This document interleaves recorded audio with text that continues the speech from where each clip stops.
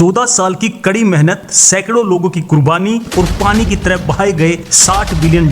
चीन का सबसे बड़ा सपना रातों रात एक भयानक दुस्सपन में बदल गया। रिपोर्ट तो यहां तक कहती है कि पाकिस्तान ने अमेरिका को वहां मिलिट्री बेस बनाने का न्योता भी दिया है। जरा सोचिए, चीन ग्वादर में अपना नेवल बेस बनाने का सपना देख रहा था और अब बगल में अमेरिकी सेना परेड करेगी। ये पूरी कहानी एक बंदरगाह यानी पोर्ट के इर्द गिर्द घूमती है। नहीं दोस्तों, ये ग्वादर की नहीं बल्कि ग्वादर के ठीक बगल में मौजूद ऐसे सीक्रेट ठिकाना है जिसे पाकिस्तान ने चुपके से अमेरिका को सौंप दिया है। लेकिन दोस्तों, क्या अमेरिका पाकिस्तान पर भरोसा कर सकता है? इतिहास गवाह है, पाकिस्तान ने कभी किसी का सगा नहीं हुआ। आज वो चीन को धोखा दे रहा है, कल अमेरिका को भी दे सकता है। चीन ने सोचा था कि उसने भारत को मात दे दी। उसने $60 अरब लगाकर पहाड़ों को चीरकर सड़कें बनाई, हजारों पुल खड़े किए, लेकिन उसने ये नहीं पता था कि उसका अपना ही दोस्त ये है के-मैन मैक्स हेलीकॉप्टर। इसकी खास बात यह है कि इसमें 2 रोटर्स लगे होते हैं, जो देखने में लगता है कि ये दोनों रोटर्स आपस में टकरा जाएंगी, लेकिन ऐसा होता नहीं है। ये हेलीकॉप्टर आसानी से 2.5 से 3 टन वजन लेकर उड़ सकता है। इस हेलीकॉप्टर को बेड वेदर और इमरजेंसी सिचुएशन में यूज किया जाता है।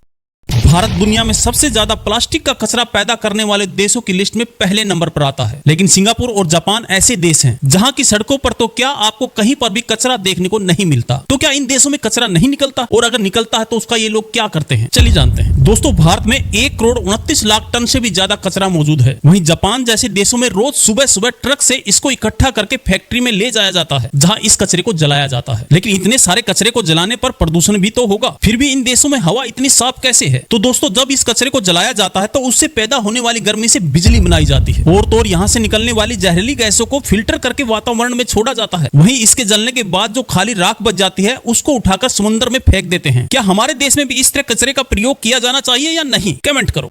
दुनिया का 20% तेल एक तंग रास्ते स्ट्रेट ऑफ हॉर्मुज से गुजरता है। ईरान जब चाहे इस नस को दबाकर दुनिया की इकोनॉमी को रोक सकता है। सच ये कि ईरान को बाहर से नहीं बल्कि अंदर से खतरा है, लेकिन जब बात देश की आती है तो सारे ईरानी एक साथ खड़े हो जाते हैं। डेटा दिखाता है कि ईरान पर जितने भी प्रतिबंध लगे, उनकी मिसाइल टेक्नोलॉजी उतनी ही ज्यादा एडवांस हो गई। दबाव ने उन्हें हीरा बना दिया है। पिछले 500 सालों से ईरान का नक्शा वैसा ही है।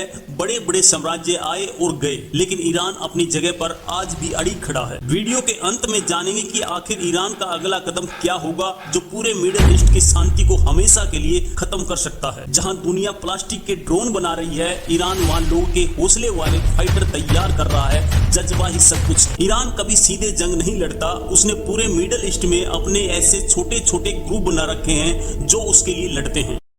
क्या आप जानते हैं स्विट्जरलैंड की सड़कों पर आपको ऐसे ब्रिज देखने को मिलेंगे जिसमें ट्रक की तरह पहिए लगे होते हैं? तो आखिर यहाँ पर परमानेंट ब्रिज बनाने के बजाय ऐसे चलता फिरता ब्रिज क्यों बनाया गया है? और तो और इन पहियों की मदद से पूरे ही ब्रिज को एक जगह से दूसरी जगह पर आसानी से ले जाया जा सकता है। दोस्तों, स्विट्जरलैंड में जहाँ सड़कें खराब होती हैं, वहाँ रिपेयरिंग के दौरान लोगों को दिक्कत ना हो, इसलिए वहाँ पर इस तरह से ओवर ब्रिज लगा दिया जाता है, और काम खत्म होने के बाद इस ब्रिज को खींचकर एक जगह से दूसरी जगह पर ले जाते हैं। इसे लगा देने के बाद ट्रैफिक इनके ऊपर से निकलता है और रिपेयरिंग का काम नीचे बिना रुकावट के चलता रहता है। क्या आपने इस तरह पहियों वाले ब्रिज देखा है? कमेंट करो।